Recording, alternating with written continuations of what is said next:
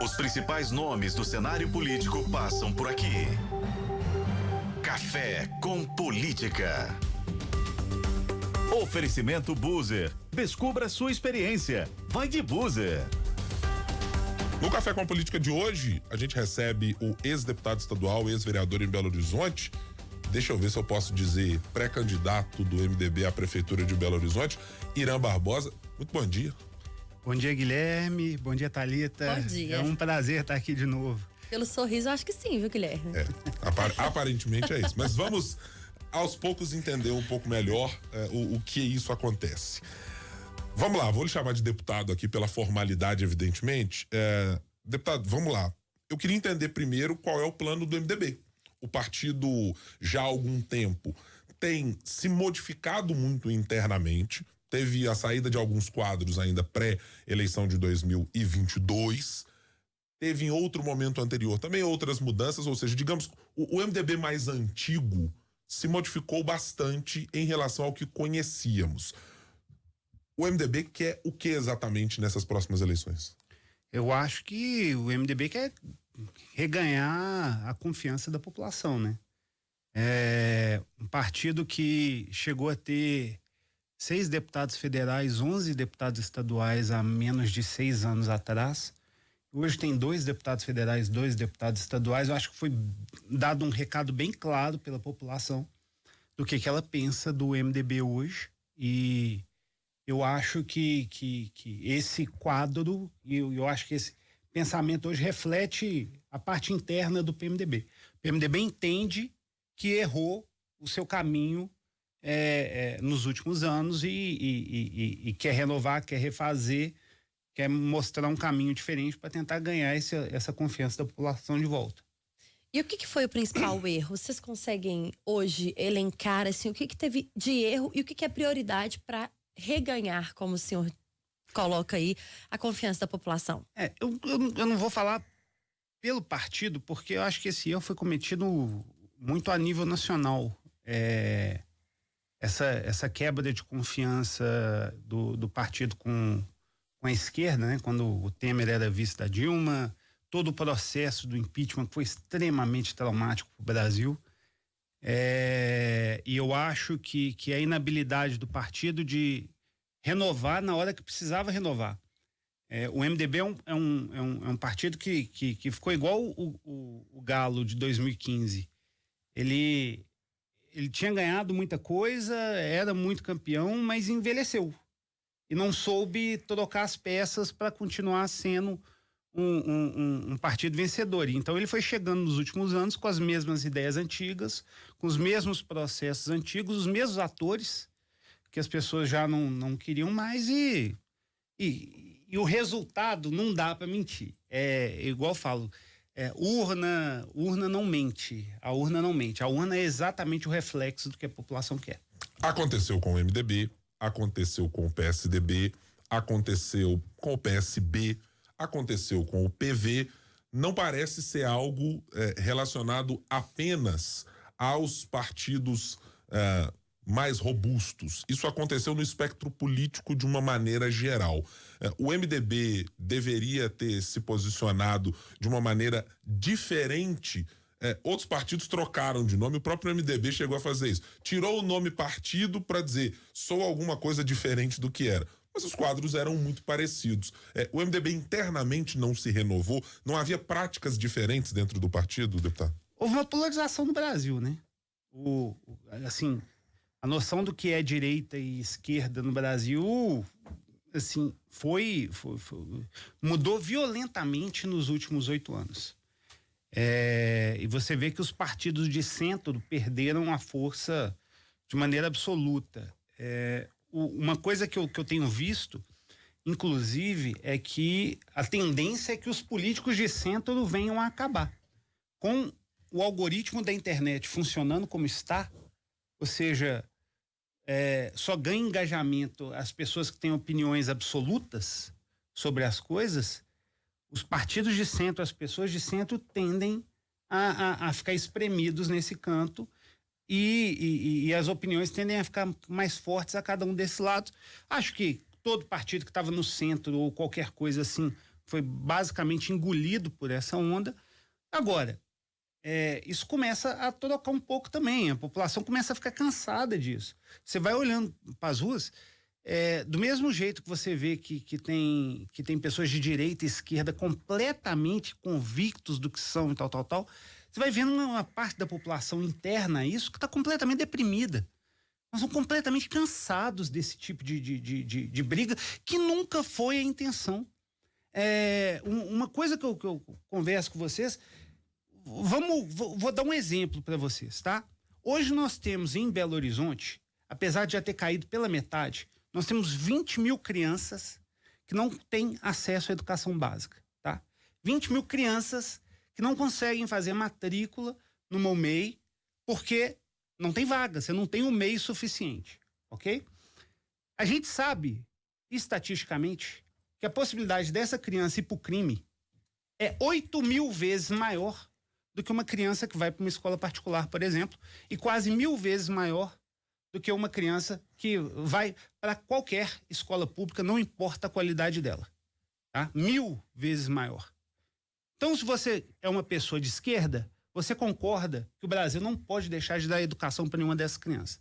Você é uma pessoa de direita, você concorda que é um problema de segurança absoluto deixar essas pessoas do lado de fora. Além de ser um problema de oportunidade de vida, essas pessoas não conseguem combater. Agora, por que esses dois lados não conseguem se unir para resolver o problema?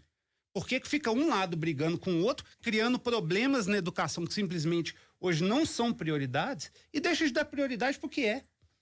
Então, o Brasil se tornou mais um país de discurso do que um país de realização. E é isso que está acontecendo dentro da política. Tinha um político americano que chamava Joseph Cannon, foi presidente do Congresso americano, e ele falava o seguinte: a democracia, um país democrático, ele é o espelho do que você é, não do que você acha que você é. Porque você pode se achar uma coisa, mas você é o que você pratica. Então, se você dá mais valor no voto para a pessoa que está fazendo guerra cultural, que está fazendo briga entre esquerda e direita, do que aquela pessoa que realmente quer resolver o problema, é isso que você vai ter dentro do Congresso, é isso que você vai ter dentro das prefeituras, dos estados, do governo federal. Então, eu acho que foi isso que aconteceu. Eu acho que é esse paradigma que eu acho que tem chance de mudar agora. Porque se existe uma polarização que tem que acontecer, é a polarização das pessoas que não querem mais ir para esse campo só de briga ideológica. Com quem o MDB imagina ser possível construir esse cenário mencionado pelo senhor deputado? Pergunto porque hoje o partido discute nacionalmente, a trancos e barrancos, inclusive, uma possibilidade de junção com o PSDB. Ora, ela parece completamente encerrada, até nos moldes mais formais, ora, informalmente, há uma conversa de que isso pode acontecer, de dizer, olha, vamos fazer uma aliança aqui, mas não precisa ser nada tão formalizado, e etc. É só o PSDB? É o PDT? Quem é que está nesse mesmo barco? Desde que saiu pela primeira vez a notícia de que eu era pré-candidato a prefeito de Belo Horizonte, eu não tive menos do que 8 ligações de presidentes de partido que achavam que dá para fazer uma constituição de centro interessante, uma constituição que leva a um discurso unificado, que leva a um discurso de melhoria, que leva ao fato de que a gente pode ter... Eu não vou ficar falando nomes aqui internamente, porque eu não quero expor as pessoas com quem a gente está conversando. Política, vocês sabem como é que é. Muda de uma hora para outra. Mas é muito importante dizer o seguinte: hoje existe uma fase do espectro das pessoas que querem construir. Que querem pegar e falam assim, Irã, vamos tentar fazer algo diferente. Vamos construir um projeto para Belo Horizonte. Olha, Guilherme, uma das coisas que eu acho que a Prefeitura de Belo Horizonte, e foi um dos melhores trabalhos, tem que virar aqui o Calil, o trabalho que ele fez como prefeito, absolutamente sensacional. Não é à toa que ele teve 79% de aprovação de Belo Horizonte, mas uma área que eu acho que a gente falhou, e aí eu falo como uma pessoa que foi do grupo, é amigo do Alexandre Calil,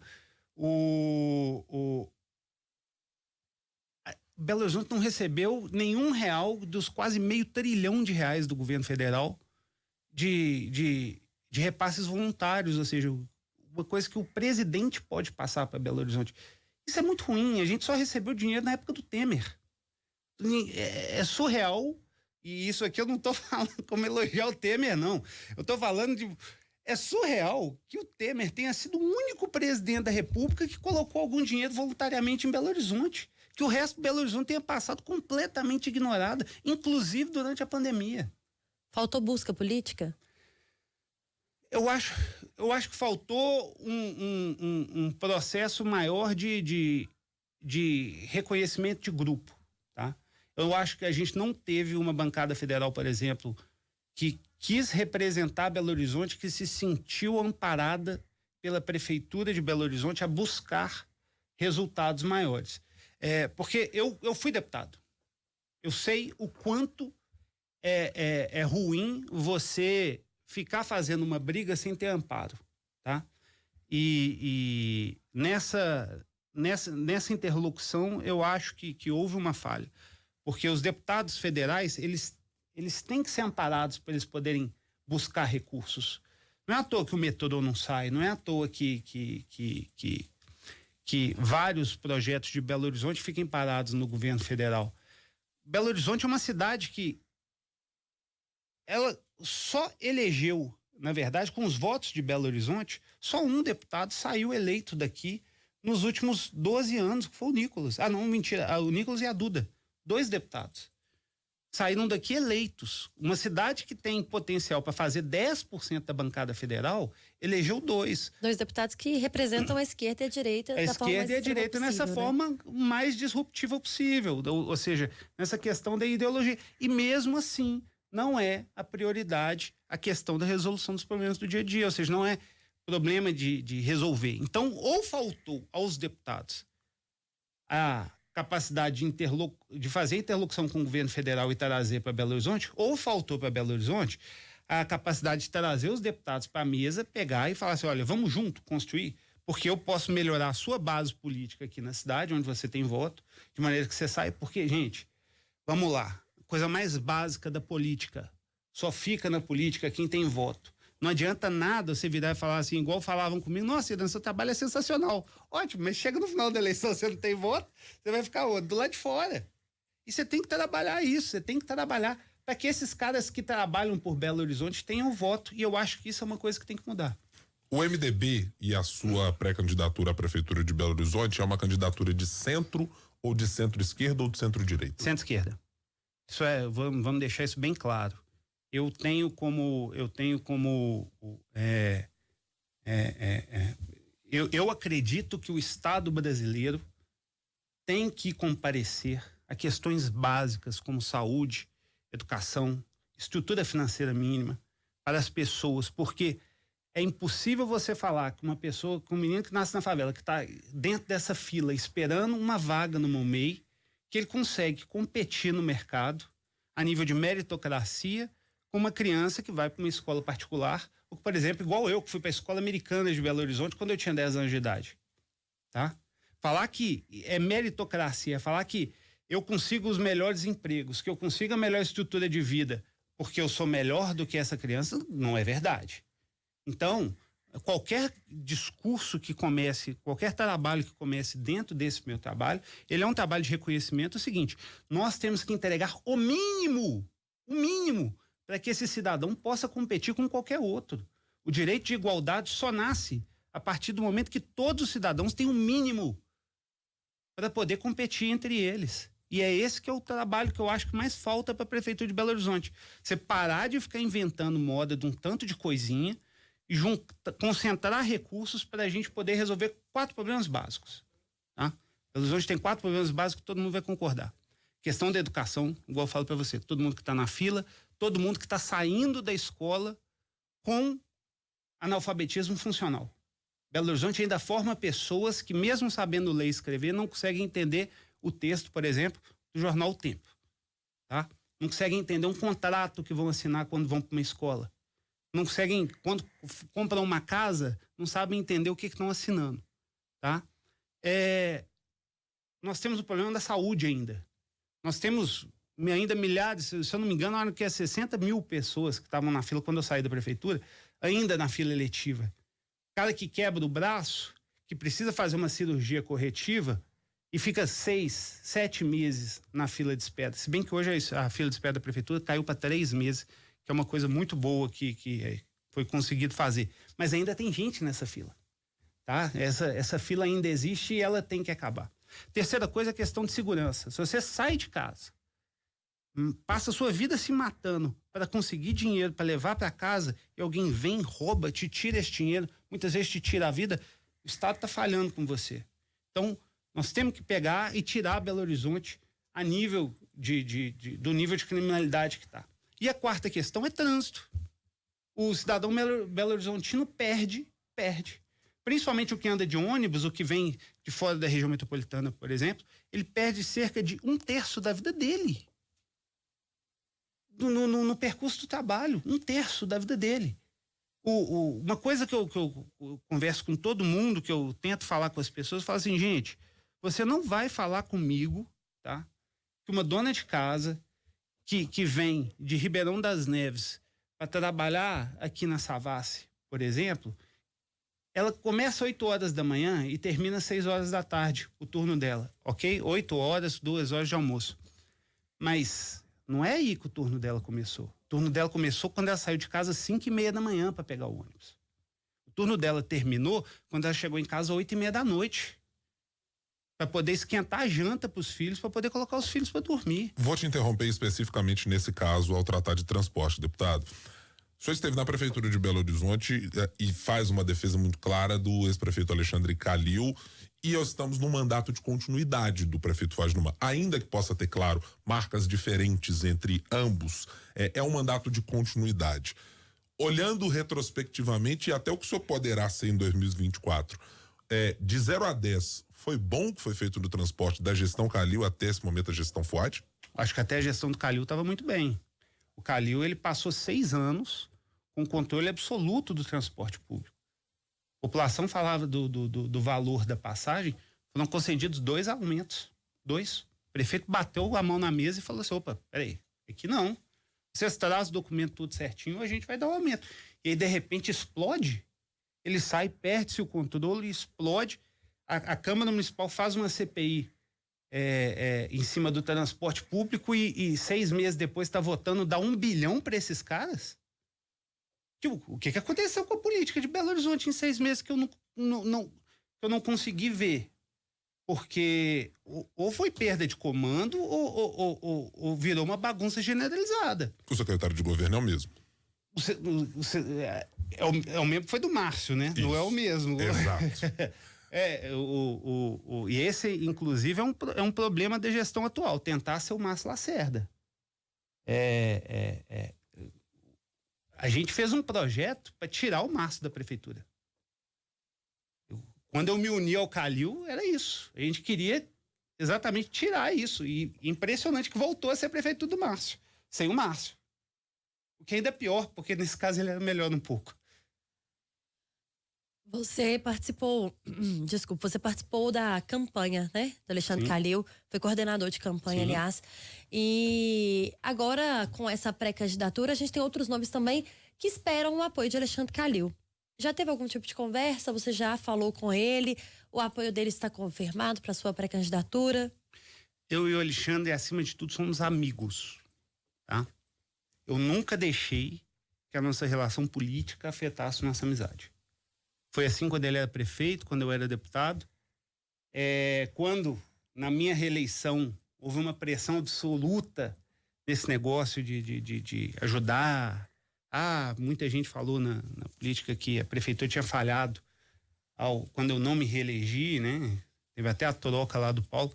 Mas a questão não é essa. A questão é que eu e ele somos amigos. Ponto.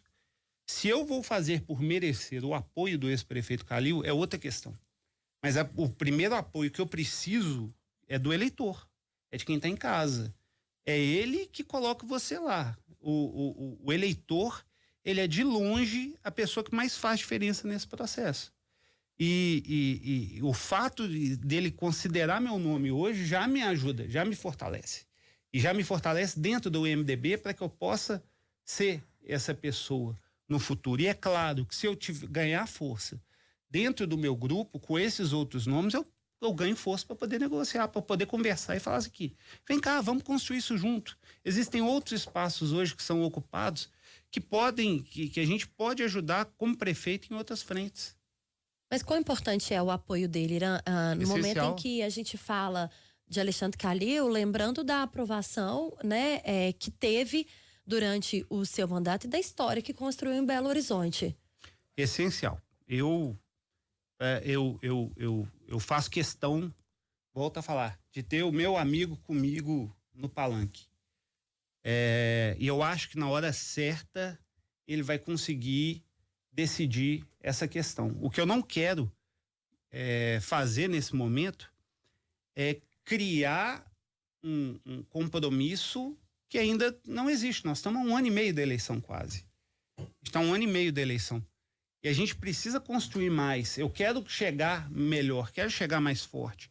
Eu quero trazer não só o Alexandre Calil, eu quero trazer esses 7, 8 partidos, essa parte. Gente, tem uma parte da política que é de gente muito boa.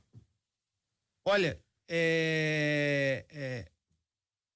outro dia eu estava conversando com um motorista de Uber, que a casa da minha esposa é em frente à serra.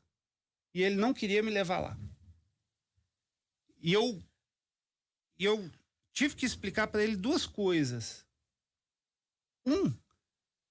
Que o cara que não entende, que acha que uma favela é perigosa, nunca subiu uma favela. Tá? Nunca subiu uma favela. Ele tem medo da favela por causa de 2, 3% da população que é envolvida com crime. Mas 98% não é. Aliás, um dos lugares mais seguros de Belo Horizonte é dentro da favela. A mesma coisa é a política. Você tem 2, 3% que é envolvida muito pesada com crimes dentro da política. A grande maioria não é. O problema é que esse pedacinho da galera que é envolvida com o lado errado da política ganha uma força política absurda. Ganha uma força política fenomenal, porque chega na hora da eleição, se ele desviou dinheiro, ele tem dinheiro para fazer campanha. Não é igual eu que saí quebrado da política. Ele tem dinheiro para fazer campanha, ele tem dinheiro para comprar apoio de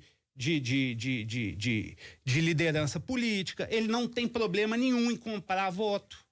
Entendeu? Então, o cara que quer fazer a coisa errada da política, ele tem uma via bem aberta para ele. O que eu estou tentando fazer é criar uma frente para unir esse resto. E o Calil, Thalita, como você perguntou, vai ser essencial para isso, porque não tem como você unir ninguém se o cara que tem 78% de aprovação da população de Belo Horizonte é o principal eleitor da cidade, a nível de que 50% da população segue a opinião dele.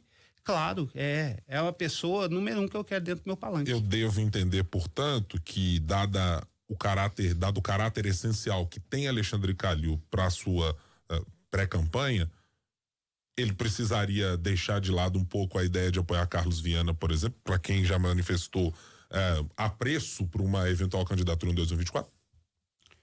Eu acho que não tem nada a ver com deixar. Quem disse que o Carlos Viana necessariamente precisa ser o candidato? Porque ele já é um grande senador. Por que não a cidade ganhar um bom prefeito e continuar com um grande senador? Eu não vejo problema nenhum disso.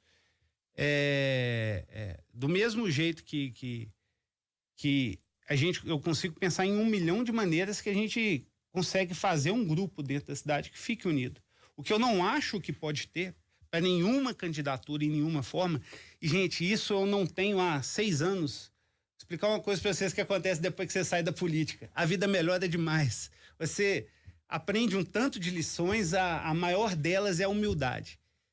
Qualquer um que achar que tem que ser prefeito de Belo Horizonte porque é o escolhido por Deus para ser esse cara não merece ser prefeito de Belo Horizonte. Não merece. Se você faz tanta questão de ser prefeito, está disposto a qualquer coisa para ser prefeito de Belo Horizonte, você não merece ser prefeito de Belo Horizonte. O que eu tenho conversado dentro do MDB e venho conversar aqui é oportunidade. Eu quero que as pessoas olhem para mim, do que eu venho falando, e perguntem assim: será que ele tem mérito nisso que ele está falando? Será que isso que ele está falando faz sentido na minha vida? Será que isso realmente é o que eu quero para mudar a minha vida? E se for, pô, eu quero ir com esse cara. É isso que política tinha que ser. É isso que a gente está perdendo. Colocar uma candidatura nesse momento apresenta uma série de desafios. Me parece haver também um desafio interno ao partido que não é o seu, o PSD, porque há diferenças, me parecem cada vez mais claras entre o que pensava o prefeito Alexandre Calil e o que pensa o prefeito Fuad Noman sobre as coisas. Pelo que eu posso entender, há uma cisão entre o que os dois pensam, e você não é do campo político em que vê a gestão Fuad como uma continuidade de Calil? Não vejo. Não vejo, isso ficou muito claro desde o primeiro dia que Calil saiu da prefeitura. Acho que é a parte que mais dói. Porque acho que talvez o Fuad não tenha percebido quanto sacrifício de quanta gente foi necessária para que ele sentasse naquela cadeira. E eu ainda falo que eu me sinto parcialmente responsável. Porque a Câmara Municipal de Belo Horizonte, 2 meses antes do Calil renunciar, tentou abrir uma CPI contra ele. Você lembra disso? Quem foi lá para a Câmara para conversar com os vereadores, falar assim: gente, não cai em jogo político, não entra dentro de um processo que vocês não estão entendendo. Porque a ideia não era abrir um processo de impeachment contra o Calil, era deixar ele inelegível. Porque se você abre o processo de impeachment, ele não pode renunciar para ser candidato. A grande ideia que ninguém falava isso na hora era essa. A ideia final de quem estava propondo o impeachment contra o Calil era meramente essa: deixar ele inelegível para ele não disputar a eleição do ano seguinte. Então, eu tive que ir para a Câmara, pegar os vereadores, explicar isso para eles. Olha, eu consegui que 6 pessoas não assinassem, porque eu mostrei para eles essa questão. E aí, cara, se isso não tivesse feito, Calil não teria renunciado, óbvio, né? Porque não vai perder o mandato e deixar de ser, e ficar inelegível. E o Fuad não teria sido prefeito. Qualquer um que entende o mínimo de política, saberia o sacrifício de todo mundo que se envolveu nesses processos, tanto de eleger quanto de ajudar a governabilidade, de ter governabilidade. E não é à toa que o Fuad perdeu a governabilidade, assim, por completo. Entregou metade da prefeitura para o grupo de oposição, e hoje quem era os apoiadores dele na Câmara estão a ver navio. É a coisa mais surreal. É tipo assim: você não quer governar com seus amigos, você prefere governar com a faca no pescoço. É surreal. É o tipo de coisa que você faz. Isso é continuidade do Calil? Não é. Isso não é a continuidade do Calil. Eu acho que faltou ao prefeito caráter para poder ser aliado do Alexandre Calil durante a eleição. Faltou ele ter pulso para poder estar dentro de uma campanha para governador, entendeu? E aí eu não estou falando da prefeitura, eu estou falando do prefeito. Você sentou na cadeira, você é o prefeito de Belo Horizonte, você tem que estar batendo de porta em porta, pedindo voto. Você tem que estar chamando seus aliados para sentar com você e pedindo voto. Isso é o mínimo que você faz pelo cara que te colocou como prefeito de Belo Horizonte. Eu acho que ele não fez. Nós estamos conversando com o Irã Barbosa. No Café com Política. Hora do bate-pronto. Que o senhor já conhece, já participou em outras oportunidades. Perguntas diretas, respostas na mesma proporção. Aliança do MDB com quem para as eleições de 2024 em Belo Horizonte? PSB, PDT, PP, PSDB, PV, PT. Eu não tenho problema nenhum em me aliar com nenhum espectro de pessoas, desde que eles queiram participar. O prefeito Fuad. Desapontamento. A atual Câmara Municipal de Belo Horizonte. Tá engolindo ele. Alexandre Calil.